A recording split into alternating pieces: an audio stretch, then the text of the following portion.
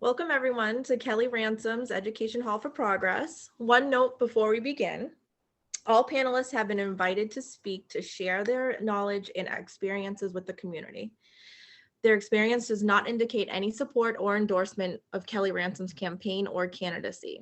This is an information gathering effort for the community at large. We thank everyone for their time and sharing their knowledge and experience with everyone. My name is Becca, and I am a longtime friend of Kelly's. I'm also a teacher and really excited to hear Kelly's knowledge and motivation towards changing education for Boston. Kelly's running for D6 City Councilor, and we're excited to run this hall. Kelly? Thank you, Becca. So I'm Kelly Ransom. I'm running for District 6 Boston City Council, and today is our first Hall for Progress. I knew when I started, creating this campaign that we were going to have a lot of conversations with the community, and I didn't know if COVID was going to be over or not. So we are doing them all virtually, and we have two different types of conversations that we'll be holding: Halls for Progress and roundtables. Halls for Progress are panel style, where we're inviting in experts and experienced people in the field to talk about some hot topics in Boston and just what they do with their jobs and how the city could maybe help them more. And just to learn more. We'll also have some educational presentations from folks, and we have a lot of these planned. Our next one is on Wednesday at 7 p.m. It's our Housing and Homelessness Hall for Progress. And then we also have roundtables. So the roundtables are just 1 hour conversations, typically around lunchtime, for people in a certain area to come and just chit chat with me. So we have two tomorrow. One is at 12 o'clock for restaurant industry workers and owners, and one at 3 o'clock for veterans. You can see the whole schedule on my website at votekellyransom.com. I really want to just get this going because we have a lot of great guests today, and I'm excited to have these conversations about education. Awesome. Thank you, Kelly. So first, we're going to have Melissa McGee, she, her, Associates of Science in Early Childhood Education, has received lead teacher certification for all age groups, infant through pre-K. Current teacher in an older toddler classroom, ages 2 years to 2 years and 9 months. Has been working at current job for 3 years and has been working in the field of early education for 10 years. Hi, good morning. Hi. Thank you for joining us, Melissa. My pleasure. How are you doing today? I am doing quite well. Thank you for asking. I appreciate you joining us on a Sunday afternoon. It's gorgeous out. So I just want to get right into it. What is your role at a statewide childcare center? My role is a little bit of everything. I'm a classroom educator, so I'm a caregiver, I'm an educator. I provide curriculum, hugs, kisses, love, nap time cuddles. We strive to provide a really challenging, but also developmentally appropriate and emergent curriculum that the kids are into. We kind of like to go, we have themes that we do, but we also like to just, if the kids are into something like cars one day, we'll try to expand our learning through cars or plants. My big philosophy is learning through play, and that kids learn in so many different ways, and there's no one way for a child to learn. And my job is to kind of provide a solid, positive foundation for their learning experience. That's a lot. Thank you for doing that. That's a big job. I'm wondering, for those who don't know, what is a statewide childcare center? So basically, there's no zoning, there's no districts. Anyone can go to my center. We even have families outside of Massachusetts, we had like 1 or 2 families from New Hampshire. They ultimately ended up seeking childcare elsewhere because it was really hard to commute. But you know, anyone is open to enroll. We do give preference to state employees because I do work in a state building. They do get a tuition discount as well, as do the childcare workers themselves. And then it's really just open to anyone, but there are those discounts for state employees and MBTA employees and things like that. So, What's a typical cost?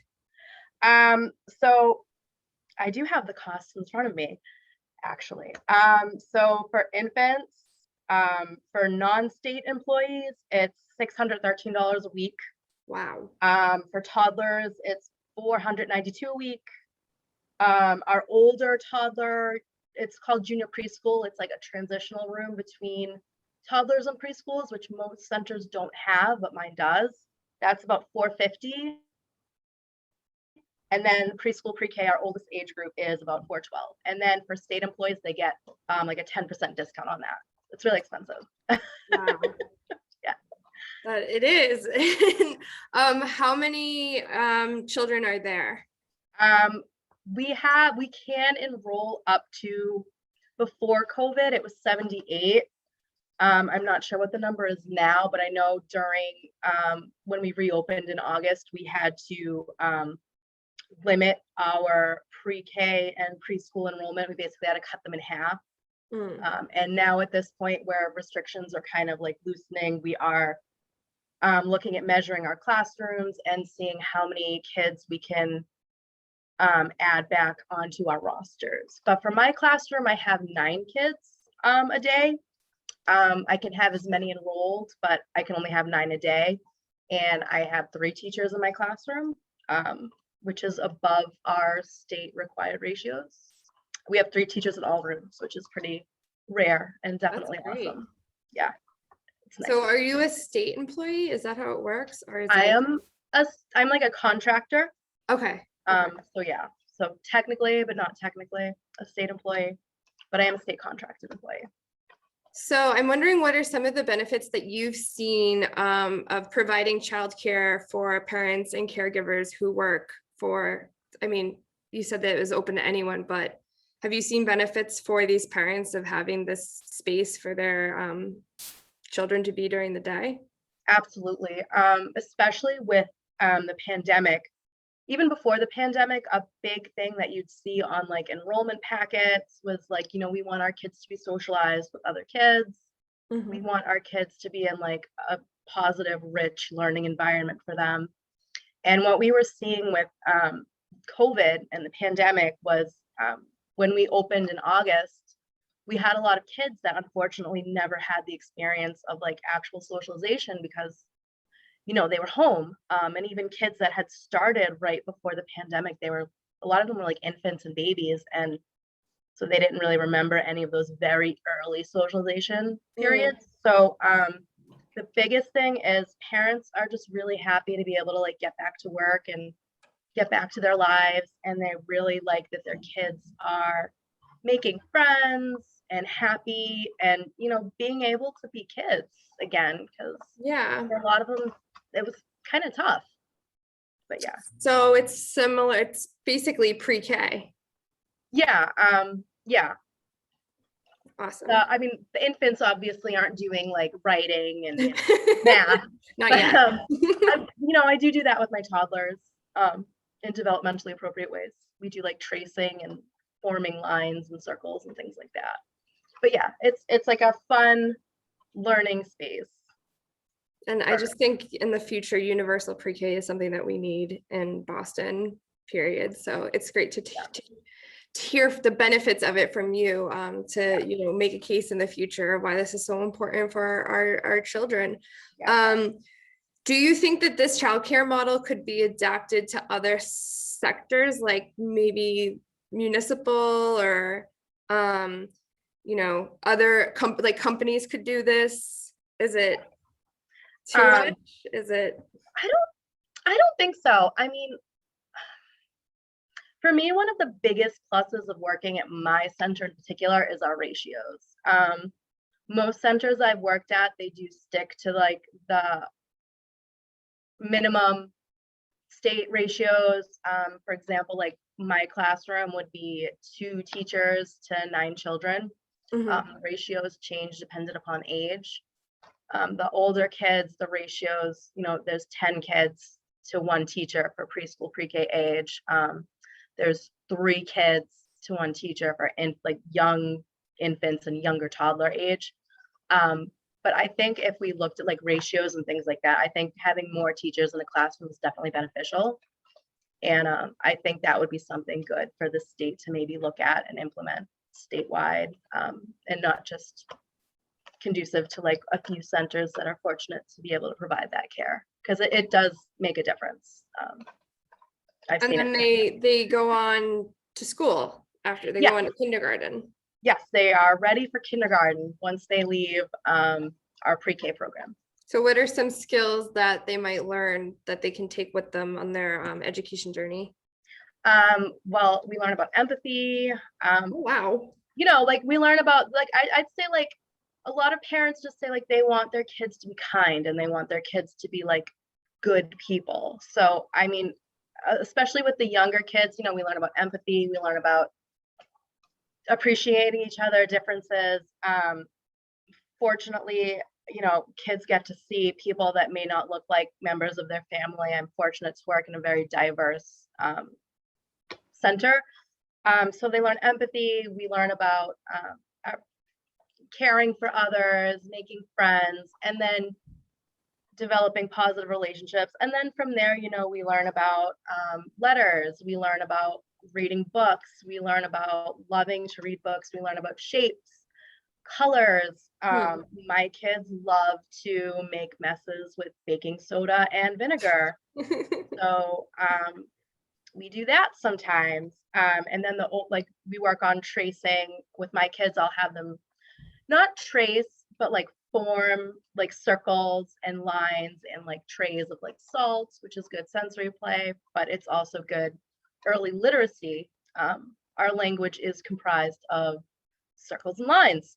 And then as they get older, you know, they work on forming letters, counting, establishing value to things, addition, subtraction, reading, writing. Our kids, when they leave, most of them can read, and they can write. It's cool to see a little 5-year-old writing and reading a book that you had when they were like a little baby. But yeah, it's basically like setting a strong foundation for them to be like ready and confident when they go to kindergarten and beyond, and to make it fun. Learning should be fun, or you know, you don't want to do it. I agree. No, I think that's really important to hear, because those things you just talked about, I didn't do until K1. Same. Like, I don't remember doing any of that stuff until I, you know, was however old I was sitting down in K1. So I think it's setting our children up for success by having this pre-K program for them. Tell me something that you love about your job. I love, I mean, my kids, honestly, they just make it fun. Like their job is to, you know, challenge me and keep me on my toes. They're 2.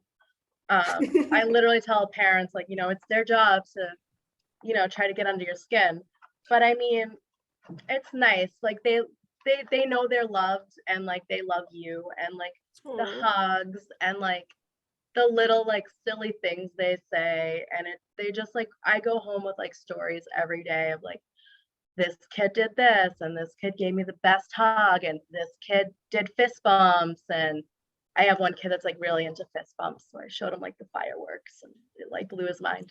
But yeah, just stuff like that is just, it makes what I do really like rewarding and special to me. But yeah, I have one more question for you before we move on, but what is something from your perspective that you think could improve or change in the education landscape in Boston or the state? Commonwealth. The Commonwealth. I think one of the biggest things that in my field, especially, I know education throughout, is the demographic of educators. You know, it's very rare to find male educators, and especially in early education, and then like especially like male educators of color is even more hard pressed to find. I have kids of all backgrounds, and they love me and I love them. But I know it would probably be like really special to them to have someone that maybe like looks more like them, to bond with. And then also, like, as we stated earlier, it's really expensive. Yeah. I'd like for childhood education, early childhood education, to be like more equitable and affordable for everyone. Really, it's really a privilege, I'd say, to have like really good quality education, and it's something that everyone deserves. It should be a right, not a privilege. So that's what I would like to say personally. I completely agree with you, and thank you for joining us today. That was really helpful, and I think this conversation is going to be really helpful to continue to talk about why universal pre-K is so important, and to use our conversation as a model, and the statewide childcare centers as a model for the future. So thank you so much, Melissa. Thank you for being here. My pleasure. Anytime. I have the pleasure of introducing a dear friend of mine, Rebecca Williams Norville. Got the name. She pronouns she, her. She has her master's in psychology. She has an ABA, and she is a BPS, special education teacher, grades 3 through 5. She's been working at Orchard Gardens for 3 years and striving to advocate and make a difference in every single day. And she is amazing. And it is a pleasure to introduce you today. Hi. Hi, thank you, Melissa. Hi, Becca. Becca and I have been friends for a very long time, and we've had many conversations about her work at Boston Public Schools, but I'm going to pretend I know nothing. So thank you for joining us today to have this conversation. It's really important. What is a typical day at your job like, I guess, now that COVID is over? So a typical day, I guess it's still a little bit different, even though we're in the classroom. But a typical day is basically the same as general education, just we're adapting everything, to their abilities. Which is important. I said that for a reason. I don't like using the word disability. I think that they have all different abilities, and they show it every day. So a typical day would be, we get there, we have some breakfast, it's morning meeting time, and then we go into our day. There's all different kind of services that come in and out, OT, ABA. I am in an ABA based classroom, so the whole day has ABA, which is applied behavioral analysis. But we do have specific services that come in to help out. PT, we have speech. So that's kind of in and out all day. And, right now we're contained to our classroom, but usually we would have transitions to specials, to the cafeteria. We do go outside for recess now. Before we were obviously contained in the classroom because of COVID, but we are loosening those grips a little bit. But I would say all day what we're doing is we're trying to give the most inclusive and, most close to general education we can, but adapted to their abilities. Awesome. And for those who don't know, can you just go into a little bit more about ABA? Sure. I know it's a lot, but yeah. Cliff notes.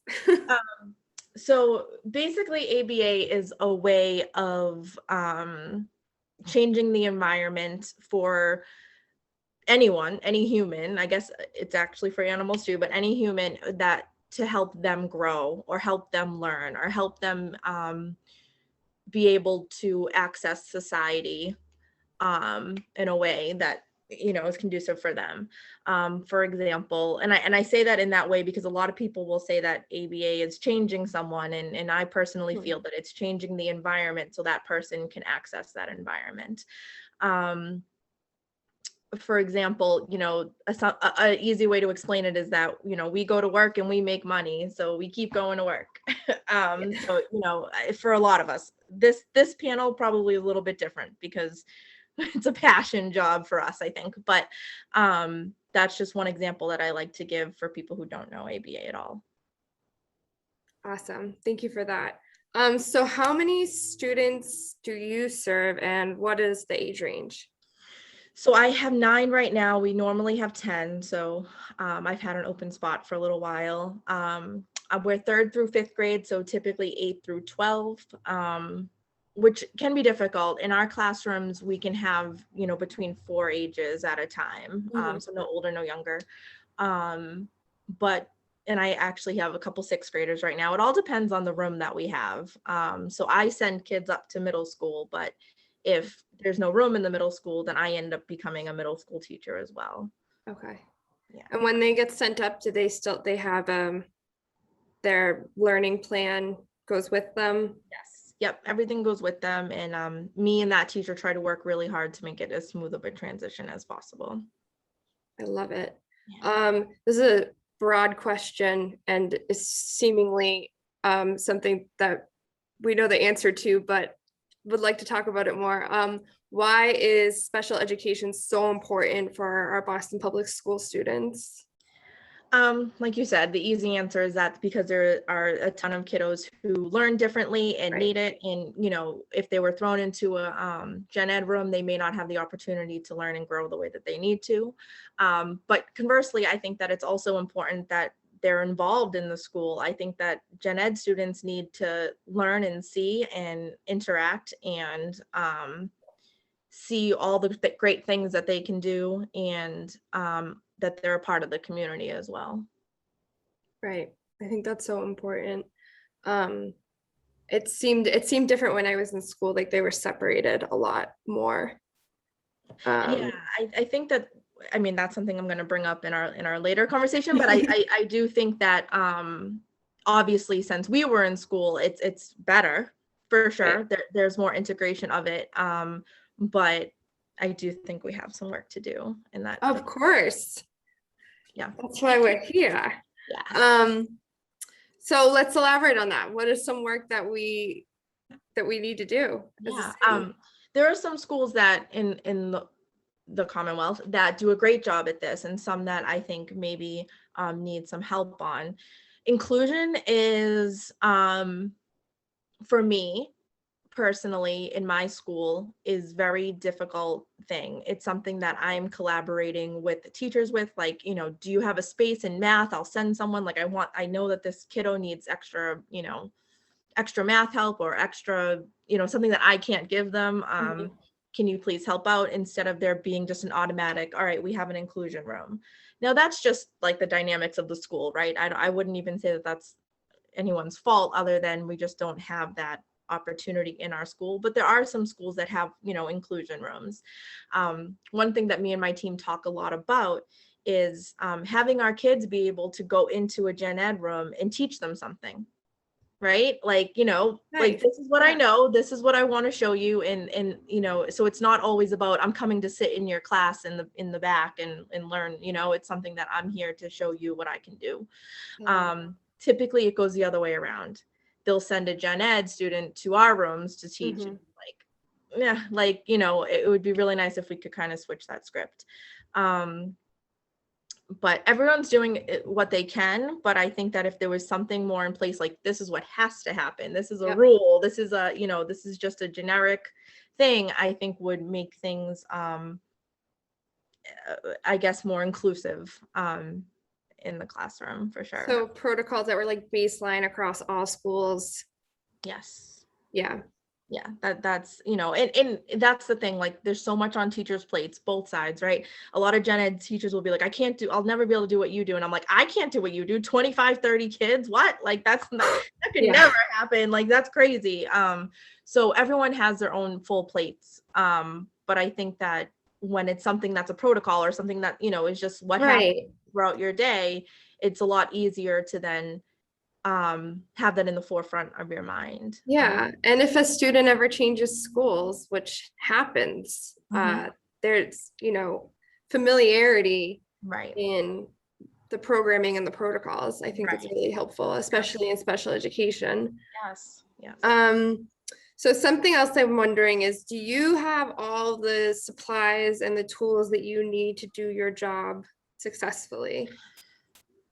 This is a great question. So, I mean, I guess bare minimum, I should say yes, right? Like but the other thing is that we make magic out of nothing. It feels like sometimes it kind of feels like, what can you do with the least amount, right? And that's a bummer because, we end up spending our own money, which again, that's why I say this is a big passion situation as well, because I don't want to say that I mind doing that, but how great would it be if Right. that was just an extra and not something that I needed to do, Right. I do think that the pandemic, oddly enough, has helped this situation because there's a lot of things in place that weren't before. For example, like the food being sent home or the food being available at home. I mean, I would do snack time at the end of the day just to make sure my kids are definitely eating for the end of the day, and now I know that there are things in place where my kids are going to be getting food outside in the community. So it's an open-ended question, yes, I guess I could do with what I have, Right. but I just don't think my kids would have the experience that I want them to have if I didn't put in extra. Right. Yeah. And the food going home and the things that have happened since COVID, are those initiatives that are going to stay? I'm not sure. I have no idea. And that's, I think, a scary part of it because these issues didn't happen just because of the pandemic. Right. Right.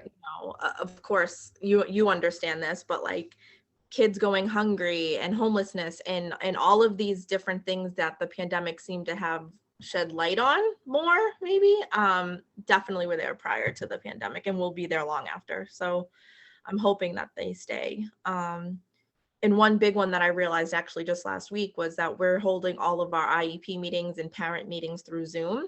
And I really hope that stays because not all parents can get to the school. Not all parents can just, at a drop of a hat, stop work or whatever. They might have an infant at home. Like it's been amazing to see the percentage of our IEPs get signed or even get done. Wow. Jump because of Zoom. Of course, there's something to be said for the parents to come into the school if they can, great, but I really hope that option stays.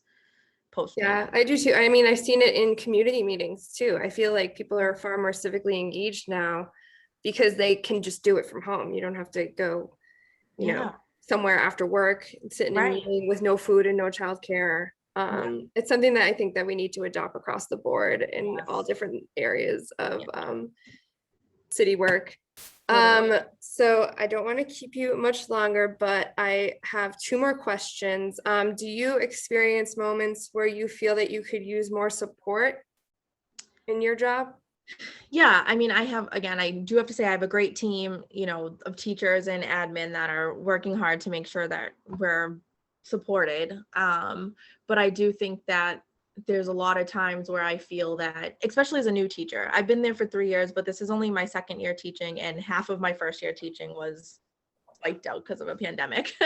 So I do often feel like there's times where I'm like, oh my goodness, like, am I missing this? What's going on? Like so-and-so needs this, so-and-so needs that. And there are ways to have mentors through BPS, which is great, but they cost money.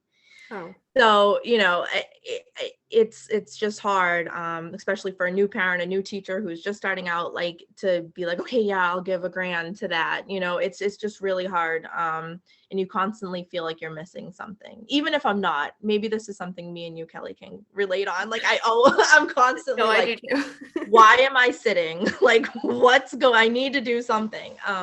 So I do think that maybe on the administrative side, it's like, okay, how do I and I see a comment from Joseph. I got a mentor in the building, but she was also a teacher, so that plate is also full. And so it's like you also like I'm talking about just a mentor who's like their job is to make sure that you are on your game.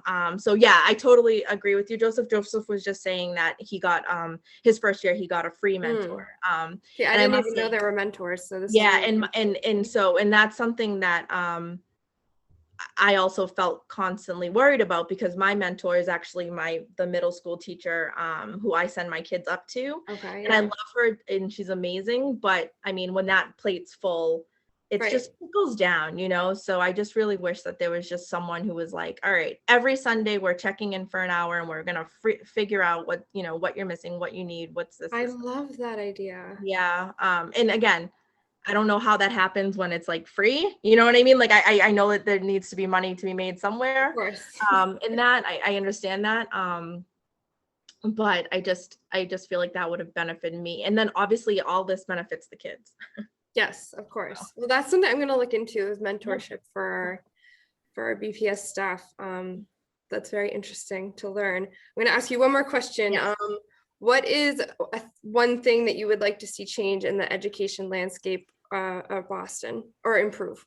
Okay. I think that more parent advocacy. I think that there are parent groups. There is a lot of involvement that parents can make, but I think that there's a discrepancy with privileged parents versus non-privileged parents. I think that you see schools flourish in communities where parents have the time, the resources, the money, the this, the that, to be parent advocates or to be part of these panels. Mhm. And then you see a drop in parent involvement, obviously, in places of non-privilege. And I think that there needs to be some kind of way that we bridge that gap and help these parents be able to be more involved, because that's where you see the most successful schools, in my opinion. That's totally accurate.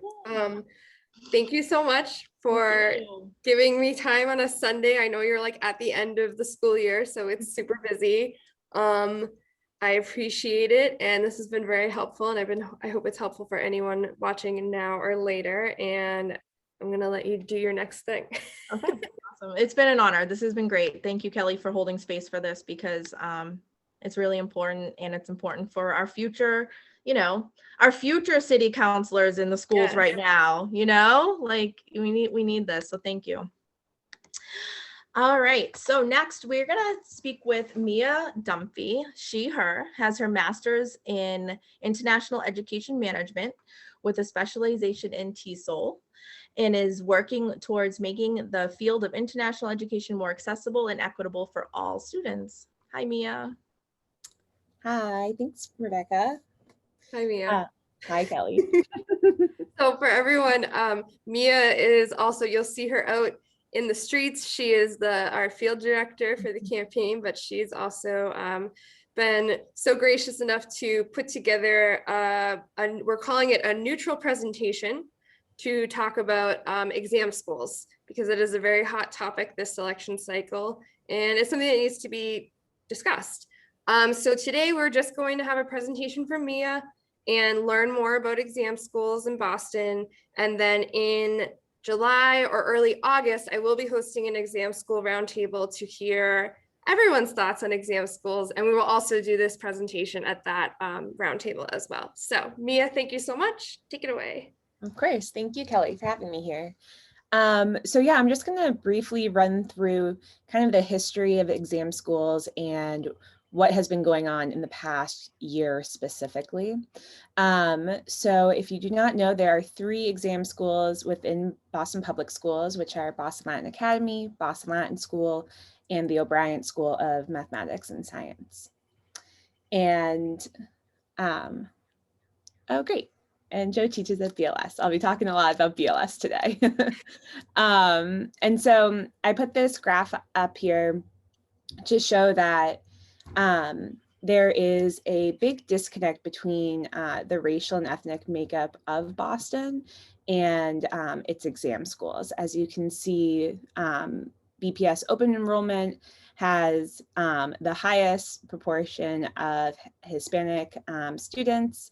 And then on the other spectrum, BLS has the highest proportion of white and Asian students, and that directly corresponds to affluent neighborhoods as well. And then some of the pressing concerns for the test is if these schools should continue offering the test for entrance. And some of the reasonings for is that the test is an indicator of the rigor of the schools. It can show that students will perform well as perform on future tests, such as like the SATs or ACTs. But then on the other side of it, the test doesn't specifically measure what students are currently learning. And then, of course, there is a concern over access to resources prior to taking the test. So many students will have access to private tutors, which cost upwards of $1,000 to study before taking it, whereas other students in underserved communities do not have that same access, so do not know what the test is going to look like. Molly, you can switch to the next slide. Okay, and this is just like background information, kind of like the history of how the exam stools came to be. And so before 1963, there were no exams required for admittance to Boston public schools. But the demand for schooling got really high leading into the 70s. And so the district decided to use some objective criteria, specifically scores, on homegrown achievement tests for admittance into specifically 3 schools. And for minority students, this change didn't make much of a difference in acceptance. And in 1974, Morgan versus Hennigan found that Boston public schools were intentionally segregating students. And for fall 1975, this is when busing starts, where trying to desegregate schools by busing students into the city. And then they also have this set asides, which reserved 35% of the seats at the exam schools to underrepresented minority students. And this lasted for about 20 years, up until 1998. And in another decision, Westman versus Giddens, it removed the set-asides and any other consideration of race for admissions in the exam schools. And teachers and advocates for set-asides were concerned at this time because they thought that there was going to be a decrease in admittance of specifically Latinx and Black students. And so there was a little bit of a drop, and in the early 2000s, the Exam School Initiative came into being, and it provided free test prep that aimed at Black and Latino students in the community to help them prepare to take this test. And then there was a little bit of an upswing in admittance of those 2 demographics, but in 2011, there was a little bit of a setback where the Exam School Initiative moved away from prioritizing the free test prep, and we're doing it more on a first come, first serve basis. So there was a little bit of a drop off there. But in 2016, the district reclaimed the Exam School Initiative with its original intentions. And on my next slide, you can see, Molly, perfect. You can see a little bit of how that influenced those decisions throughout the decades, influenced enrollment. So in the first one, and below I pointed out a few key dates as well. So you can see after busing and set-asides around 1975, we see an increase in Latinx and Black students. And then it kind of comes to a standstill around 1994 to 1998. And then once the set-asides were no longer in use, there is that sharp decline right down to 2003, which is right around the time when the exam school initiative started back up. And now it's kind of at a stagnant, well, slightly declining rate for, especially for Black schools, Black students in the exam schools. And this is showing just Boston Latin. This is not showing all three, just to be clear. But there has been a rise in Latinx students at Boston Latin and in the district as a whole. And you can go to the next slide. Okay, so currently, what is happening? COVID has changed the landscape for many, many things. And because of the concern over students congregating and taking this test together, in October 2020, the Boston School Committee decided that they were going to change admissions for the 2021-2022 school year. And they were not going to have a test, and instead they were going to have their admissions be determined by grades and zip codes. And how they did it was that 20% of seats allocated to students were going to go to students with the city's top grades, and then 80% would be admitted based on their GPA within their home zip code. Trying to make this eligible for students from the lowest income zip codes to be given their first choice. And this received mixed reviews. Some people really thought that it was a push to diversify the exam schools, as well as making it more representative of Boston as a whole. And some felt like this was giving unfair advantage to other students. And in November, there was a parent committee that formed, the Boston Parent Coalition for Academic Excellence.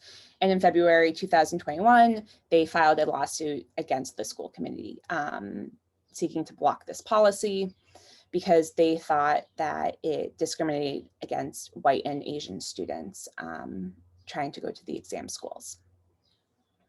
Then in April, this past April, a federal judge ruled in favor of the school committee, and so the policy stayed for a 1-year allowance. And he found that the plan was race neutral and that it was with a goal for greater diversity for the exam schools. Currently, the exam schools are still deciding how they're going to proceed after this next academic year.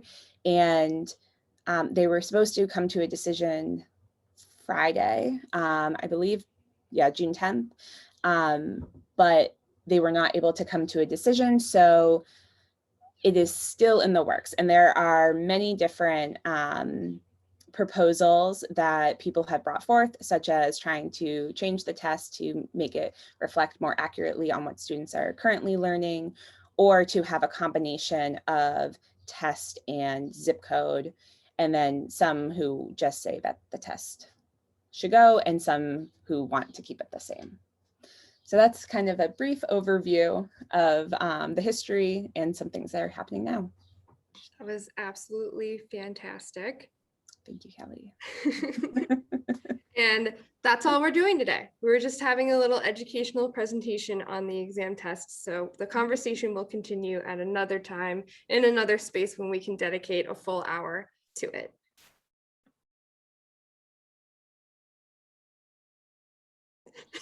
Sorry, I forgot it was my turn again. Now I get to introduce Joe Gels, who is a theater teacher at Boston Latin School. So, hello, welcome. Hello. Hi. How's it going? Are you at school right now? Oh, no, I'm in my little home office. Oh, okay. I mean, not that being in school on a weekend would be foreign to me. Right. I definitely spent all of last weekend at the school producing a virtual musical. Oh my goodness. I bet it went really well. It did go very well, but oh boy, that was 2 weeks of absolute stress. Well, I'm so glad that you are here today and taking time out on a Sunday, especially at the end of the school year, especially after you just did a virtual musical. It was a time. So Joe and I have known each other for a long time. We were at Latin together in 7th grade is when we met, but I'm going to pretend like I know nothing about him and ask some questions today. We're going to talk about art in our schools. So what is a typical day at Latin as a theater teacher like? Boston Latin School? Sure. I show up at 7:35. I teach 5 classes a day. My current schedule basically has me teaching 4 classes of 8th graders a day, and 1 class of juniors and seniors. And in total, I have 8 8th grade classes. They meet more or less every other day. And then 2:15 hits and I start my second school day, where I have rehearsal typically from 2:30 to either 4:30 or 5, or during a show week till 7, 8, 9, 10. So whenever the janitors kick me out, I remember because things need to get done. I do 5 shows a year at the school, plus 3 improv shows, and just keeping very, very busy. And you also have stuff you do on the side. Oh, yeah. I'm also run half of a small comedy theater in Rosendale, the Rossi Square Theater. I run the Riot Theater Company, half of it. You're busy. Yes. So obviously you have a passion and a love for theater, I hope, or that would be interesting for you to choose that field.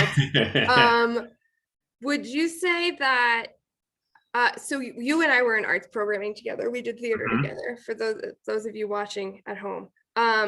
Would you say that that arts programming inspired you to take this path? In some ways. I mean, especially when I was a student, I was part of the Yellow Submarine improv troupe at the school, where I, learned how to do improv, and I eventually took on a leadership role within that group. And through that kind of leadership, that really helped inspire me to be on this path. And then in some ways, I would say actually the way that the theater program was structured when I was a student elsewise was actually not necessarily conducive to being on this path. But a number of changes have occurred to it, both by my predecessor during the 5 years that she was there. And then I've continued that trend towards just having more and more opportunities for students in the program. Whereas before, when I was a student, you would maybe see 20 people on stage over the course of the school year. Wow. Over 3 productions. You will see 60 kids on stage in my 1 acts for 7th to 9th graders alone. That's incredible. So, I'm all about creating just as many opportunities for acting, learning, fun, as community as possible. I love it. Once again, question that seems like it has an obvious answer, but I'm going to ask it anyway. What are the benefits of having arts programs in our schools, in your opinion? Oh, I mean, they're plethora. They're good for literacy. They're good for... I love that. This is Pokey. She has lots of opinions on arts education. She's been witnessing it all year. I'm going to credit her in the YouTube video.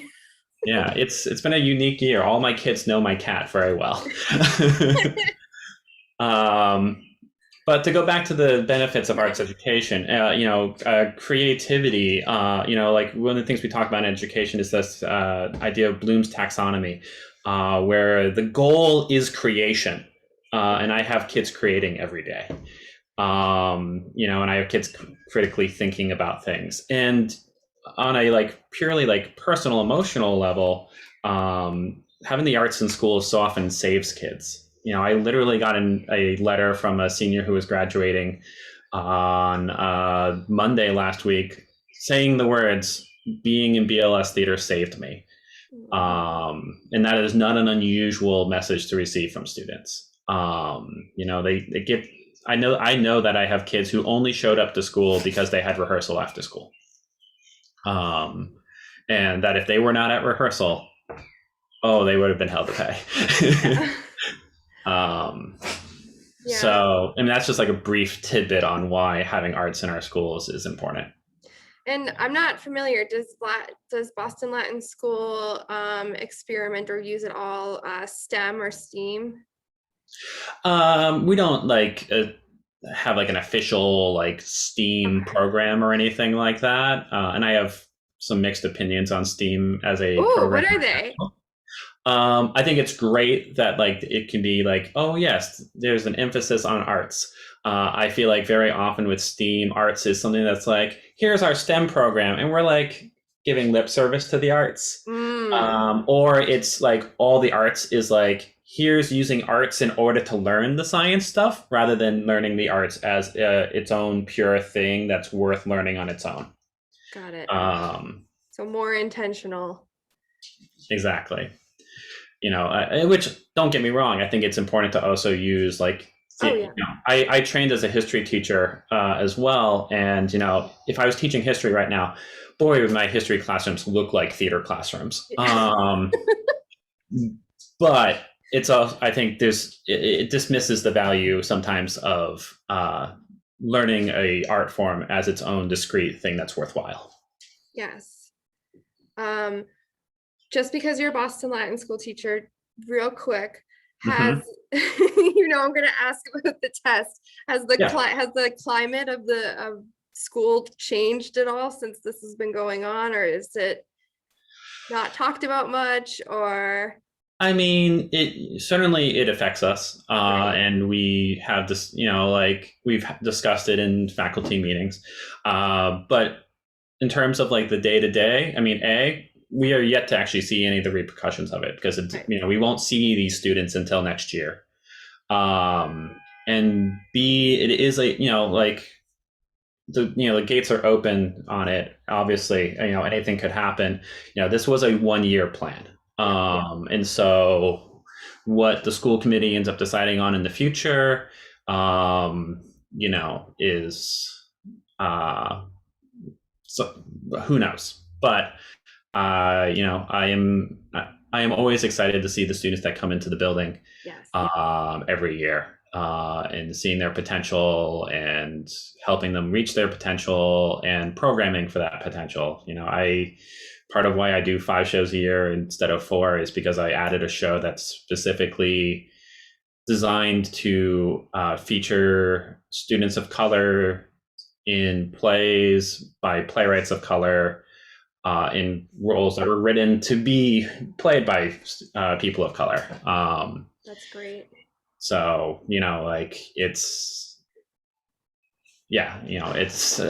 too much on my plate, but I have to, I feel a moral compulsion to do it.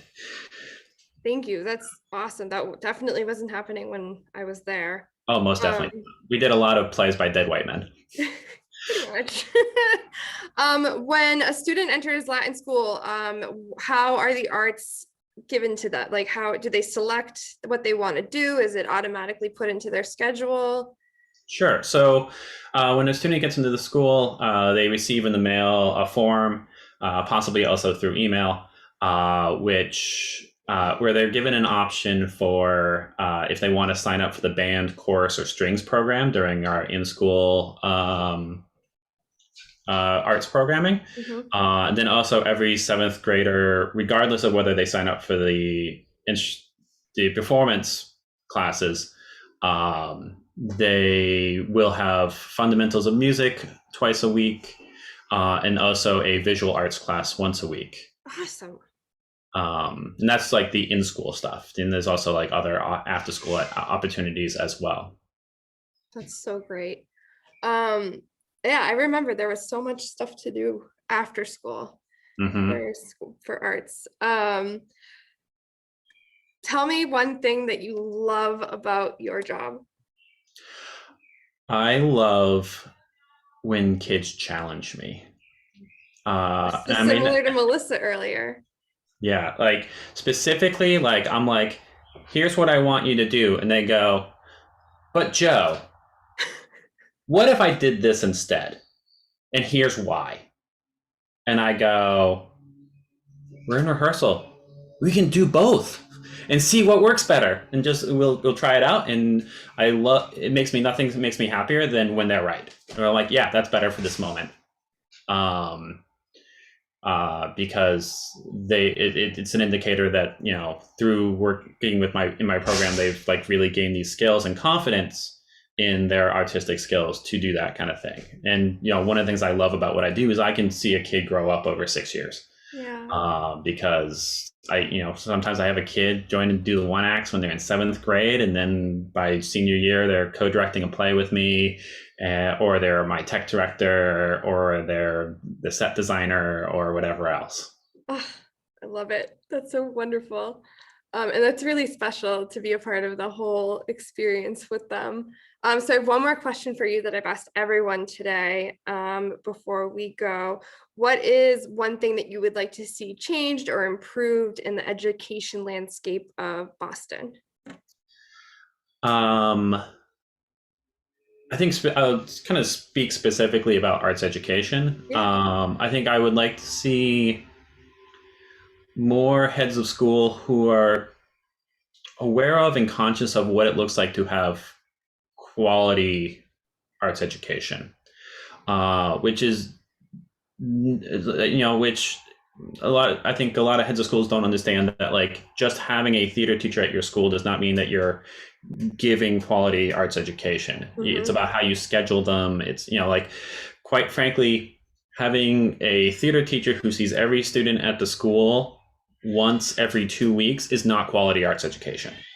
That teacher could be the best teacher in the world. Don't get me wrong. I talked to my colleague. We fortunately have some great support on the district level from this guy Paul Sedgwick, it's like a half-time position where his job is to support us theater teachers. So he has meetings and we talk to each other, especially since COVID started. But they're great teachers, but they are not scheduled in a way that's conducive to their success.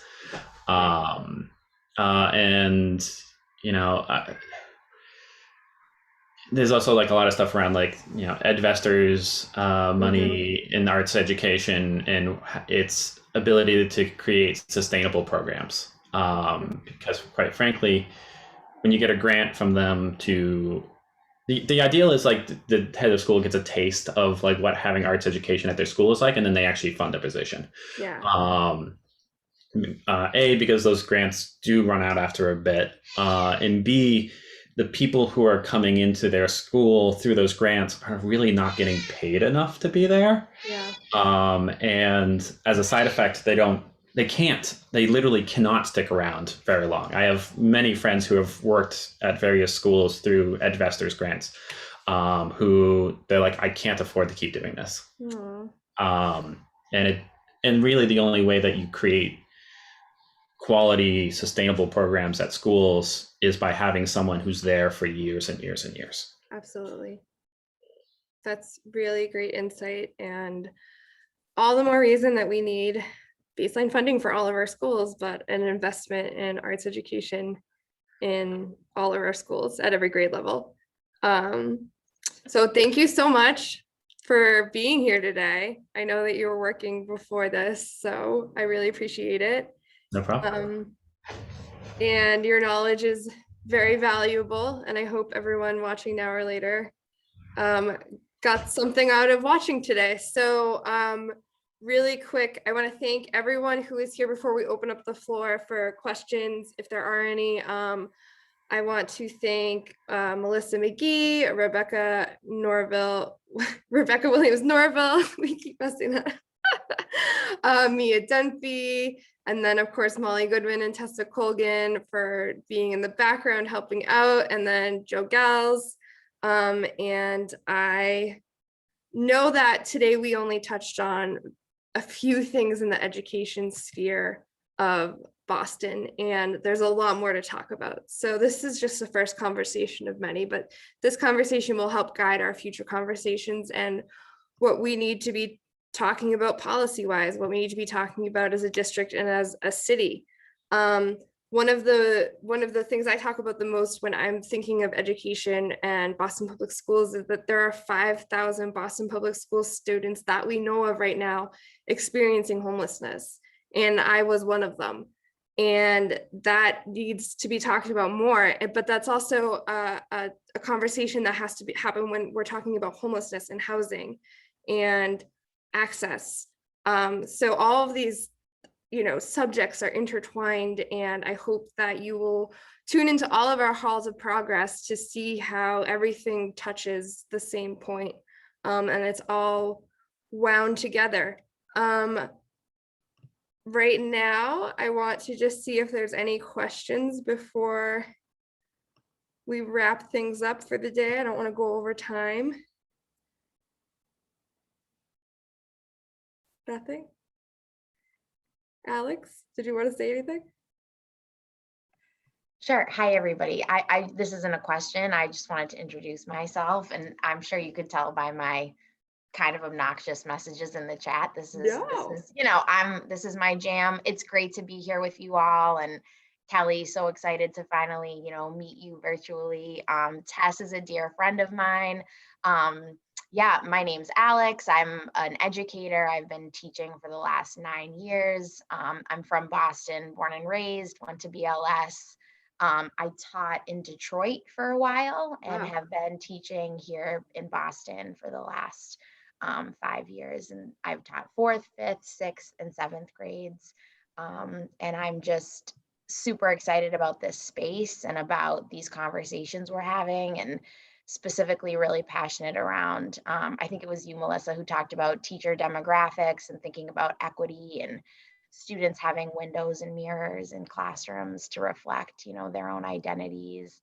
And, we've kind of gone around the topic, but, teacher sustainability and what it looks like to be an educator and be able to work really hard and do your job well, but also have, a great quality of life. Yes.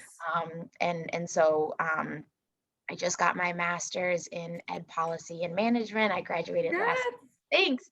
So, I'm just excited to be in space with you all and talk about this stuff. It's, we've gone around a lot of different topics, but the bottom line is, our kids need these conversations to be happening.